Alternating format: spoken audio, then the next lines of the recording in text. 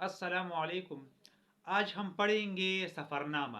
سفرنامہ کی تعریف اور اس کی تھوڑی سی وضاحت ہم کریں گے کہ یہ کیا چیز ہے۔ صحیح ہے؟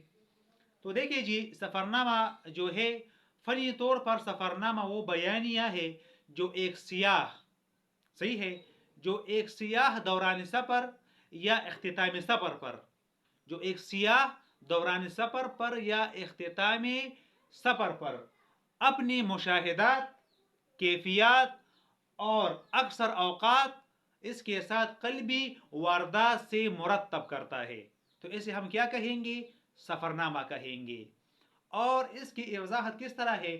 دیکھیے جی، اس صنف ادب کا تمام مواد جو ہے نا وہ بکھرا ہوتا ہے، صحیح ہے، لیکن سفرنامہ صرف خارجی ماحول کی مشاہدے پر اکتفا نہیں کرتا، بلکہ اپنے بیانیہ کو ہمہ جہت بنانے کے لیے بہت سی دوسری جزیات کو بھی سمیٹتا چلا جاتا ہے، صحیح ہے۔